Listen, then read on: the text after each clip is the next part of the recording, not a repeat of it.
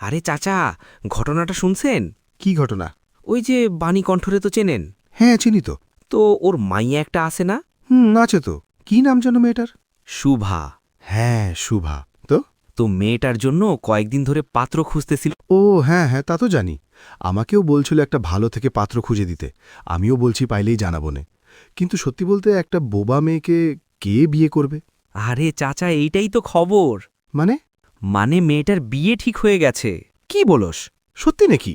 সত্যি মানে আমি নিজে গিয়ে দেখে আসছি। যাক বাবা, তাইলে তো ভালোই হলো হে। হুম।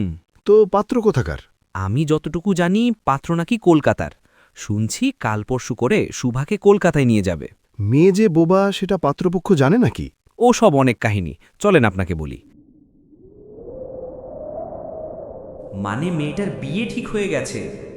শুনছি কাল পরশু করে শুভাকে কলকাতায় নিয়ে যাবে।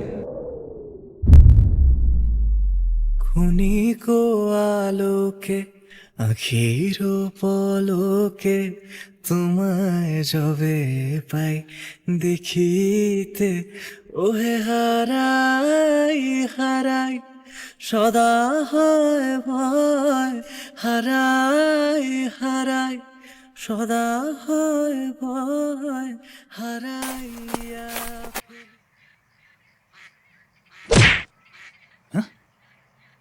আরে শুভা, তুই? শুনেছি তোর নাকি বিয়ে ঠিক হয়ে গেছে, কয়েকদিন পরে কলকাতায় চলে যাবি। বিয়েতে দাওয়াত দিস কিন্তু আমাকে। আর এমনিও এখানে থেকে কি করবি?